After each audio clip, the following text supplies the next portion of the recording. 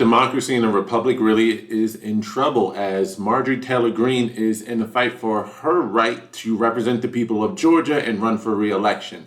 By the way, welcome to my channel. This is Bruce the Boss, and if you're not already subscribed to my channel, don't forget to subscribe to my channel. Your subscriptions do go a long way with allowing me to produce more content and beat the algorithm. Also, don't forget to like this video, comment on this video, and if you are subscribed, don't forget to smash on that notification bell, as YouTube loves to not remind some of my subscribers of my latest posts and content.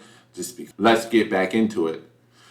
So this has been reported by numerous outlets. Here I have an article from Wall Street Journal reporting how Representative Marjorie Taylor Greene is set to testify in a lawsuit seeking to bar her from re-election. So basically what's going on is a group by the name of, ironically, Free Speech for the People, led by their lawyer Ron Fein, if I'm not mistaken. They are leading the way with a lawsuit against Marjorie Taylor Greene, alleging that her words helped incite the insurrection or riot at the Capitol on January the 6th, and those actions in and of themselves disqualify her from public office and or running again for re-election in 2022. And that's the hope. There is an article in the Constitution.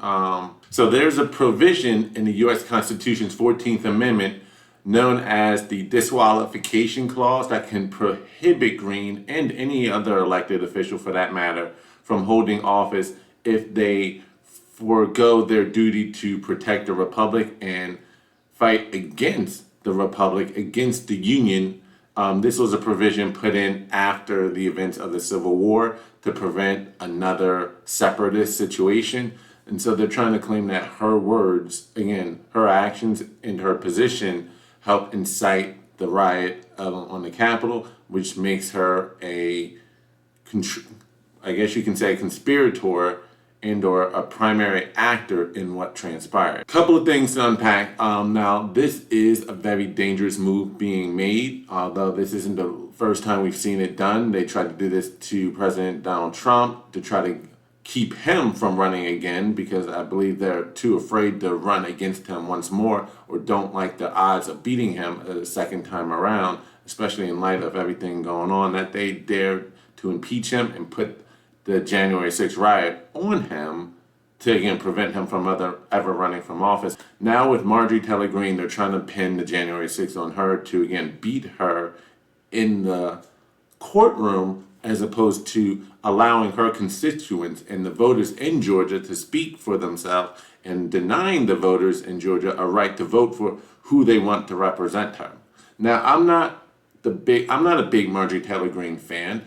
Now, I don't dislike her either. I'm more or less indifferent, but I got to admit some of what I've seen of her, I do like and approve. I like that she's an iconoclast, going against the system a bit. She doesn't seem for a public official, although new to the role, and that could be why, but I got to admit, she doesn't seem so far for a public official to be brought off by the system and corrupted by the system yet. In fact, it seems as though the system, the swamp, as you will, is doing everything in their power to get her out of the game, out of the system, because she's disrupting it so much so that they're willing to go through these underhanded tactics to get her out. Now, question about, again, surrounding trying to pin her involvement in the January 6th riot on the Capitol building on her to disqualify her from office is ridiculous and ludicrous, to say the least.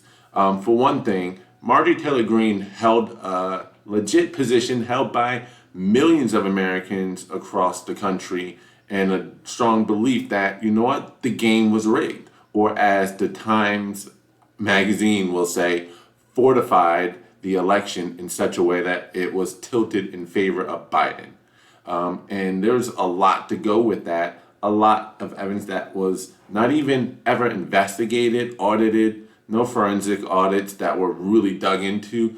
They had to fight in the courts just to get forensic audits done. And every time there was a forensic audit, which was only a couple, they were really damning reports that they failed to look into again. But I guess we just need to take their word for it. Nothing to see here. I mean, just the mere fact that Biden won by barely, what was it, about 4% or 0.4% of the total popular vote in the country, despite the massive population advantage that he gets from California and the state of New York. And then you look at all the exit polls that came out after the election, and they asked those Biden voters, did you know about the Hunter Biden laptop scandal?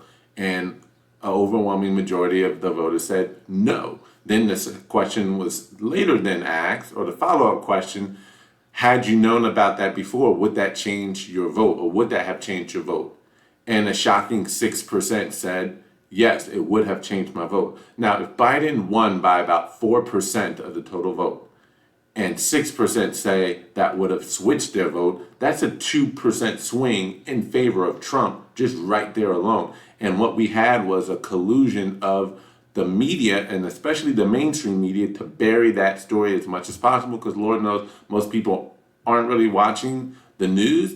And if they are, they're watching mostly their network news, in which case they were burying that story too. They weren't even talking about it whatsoever. You would have had to have been watching Fox for the most part, and maybe Newsmax, but I'm thinking OAN more so, if anything, to have heard about it, in which case if you're watching either OAN, One American News Network, and or Fox News, you are already likely going to vote against Biden to begin with. But unless if you were watching that, you wouldn't have known about it because they weren't talking about it.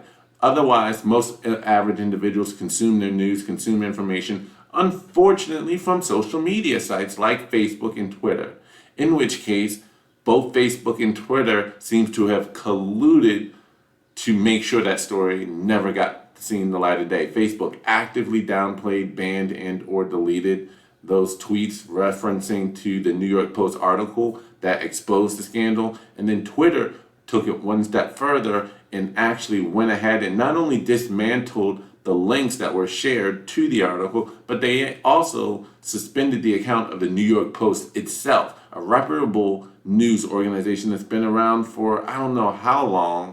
You don't get much more established than the New York Post, and yet Twitter went as far as to suspend their page to ensure that that article or story never saw the light of day. So there was an active collusion to make sure that, at least as small of a story as that is, among all of the other damning things you can have against Biden, as small as that is in comparison, they made sure that that was buried as much as possible, and that was the deal right there. Marjorie Taylor Greene held a position that, things did not smell right regarding the election necessarily, although we go with the official narrative that it was the most secure, fair election of all time.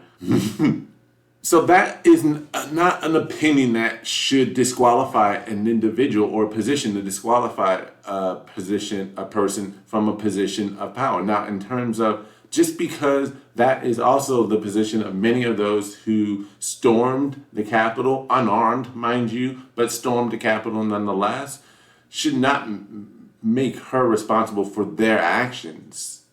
She had nothing to do with what happened there. She did not call on the attack or call for said attack to happen. She did not cheer them on. She was not there. At least she was not there among the crowd. She was in her office doing her job the entire time, having nothing to do with that particular scene. So trying to link her is just an end round around the Republic, around the Constitution, and trying to deny people their right to vote and vote for who they want. And if they like Marjorie, mind you, yes, she's a little bit more radical than your average swamp politician, but her constituents already knew about her positions before they voted for her. It was all out there on social media, online for Georgia voters to see. They knew, and they still voted for her pretty overwhelmingly. Let them make up their mind in the next upcoming midterm election whether or not they still choose to rock with Marjorie Taylor Greene. Let them decide at the ballot box.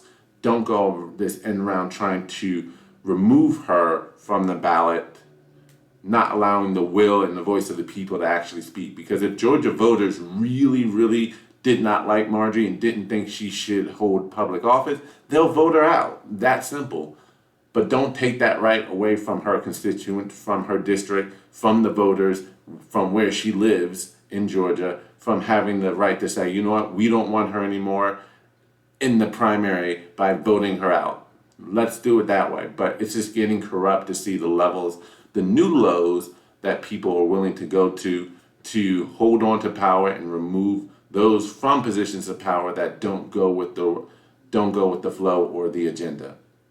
So we'll see how this all shakes out in the end. I don't think they really have a case. They didn't have a case against President Trump. It's hard to make the case that somehow she's responsible for this. If they're going to hold her responsible for what happened on January 6th, you might as well call in almost every Democratic congressman and woman who played a part in the riots over the 2020 summer, over George Floyd and or Rayshard Brooks, among others. Because of the rhetoric, Lord knows we've had plenty of evidence of the rhetoric shared by people like Maxine Waters and or Kamala Harris and or Nancy Pelosi, Chuck Schumer, who speared on the dissent, the outrage, the anger over the cops and over the system that, eventually played out in the course of destruction, loss of life, and destruction of property, businesses destroyed. Are we going to hold them accountable? Of course not. But, it's a double standard. God forbid that ever happens. Well, we'll follow this story and see how it goes. Prayers to Marjorie Taylor Greene. Hopefully she wins as she should, because, again, if she goes down, this sets a dangerous precedent, in which case, if you don't like what a politician says, instead of allowing them to be voted out in the next election, let's just take them to court and hold an insane, asinine legal standing against them, or legal ruling against them. All right, that's my video. Let me know what you think in the comment section below. Like this video, comment on this video, subscribe to my channel. This is Bruce the Boss, and I'm out. Peace.